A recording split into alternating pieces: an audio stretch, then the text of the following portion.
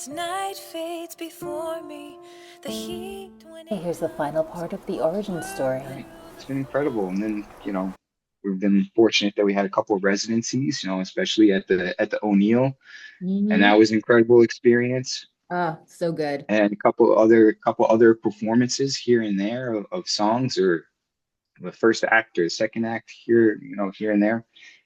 So we've been for and then, most recently as we started spinning things up again, getting the Pipeline Foundation and, getting, that grant money Thank- and that's been amazing that allowed us to go and do some more things, some more recording, record some bigger numbers, get in with a choir, which was an amazing experience. Which there's some footage already on the 365 account if Yeah. anybody wants to go and watch some of it and see us with the choir. And I think we posted some of the songs that we had recorded there, or bits of it, Bit. within the videos. So Yeah. so The O'Neill's up now too. It's pretty cool. yeah, we were lucky. We got to work with a lot of the students at the O'Neill Yeah. and Oh my record God. some We have of the done so songs and much. stuff.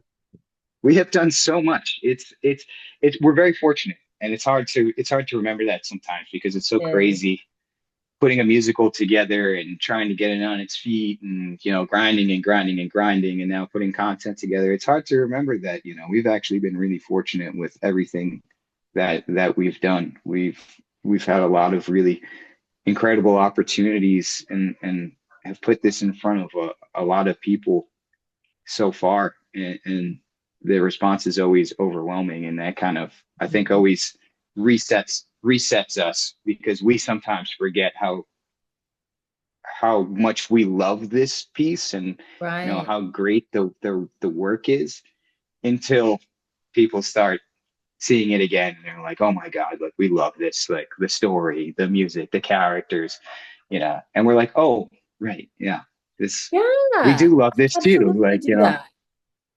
Because it's such a so, grind. Like the creative part is like challenging but fun. But the mm, business part, like the getting stuff out to people, I mean, I think that's where a lot of people get held up.